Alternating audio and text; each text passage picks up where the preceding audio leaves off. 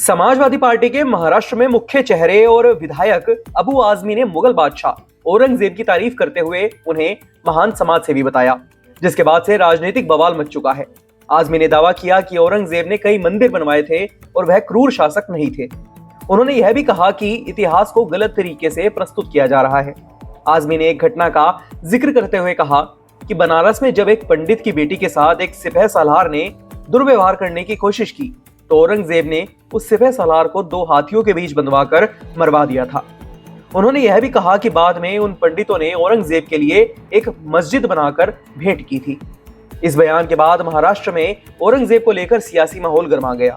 BJP और शिवसेना ने अबू आजमी पर निशाना साधते हुए उनके खिलाफ देशद्रोह का मामला दर्ज करने की मांग की।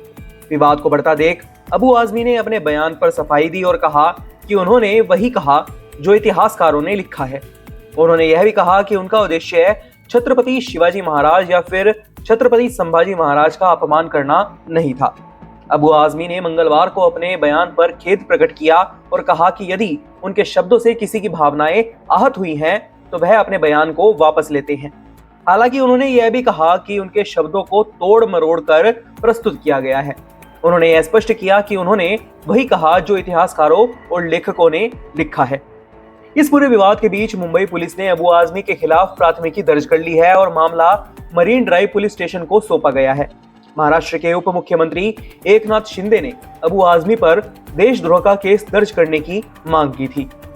अबू आजमी ने सफाई देते हुए कहा कि जब वह विधानसभा से बाहर निकले तो मीडिया ने उनसे असम के मुख्यमंत्री के उस बयान पर प्रतिक्रिया मांगी जिसमें राहुल गांधी की तुलना औरंगजेब से की गई थी। उन्होंने कहा कि उन्हें यह नहीं पता कि औरंगजेब कैसे थे, लेकिन उन्होंने वही कहा जो इतिहासकारों ने लिखा है। उन्होंने यह भी कहा कि इस मुद्दे को राजनीतिक रूप से तूल दिया जा रहा है और इसका उद्देश्य केवल महाराष्ट्र विधानसभा का बजट सत्र बाधित करना है, जिससे राज्य की जनता को नुकसान हो रहा है। इस पूरे विवाद के चलते राजनीतिक सरगर्मियां तेज हो गई हैं और विपक्ष ने अबू आजमी के खिलाफ कड़ी कार्रवाई करने की मांग की है।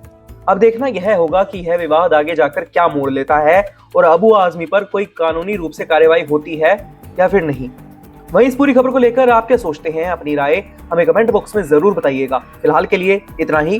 देश प्रदेश से जुड़ी महत्वपूर्ण खबरों को जानने के लिए बने रहें हमारे YouTube channel city web news पर।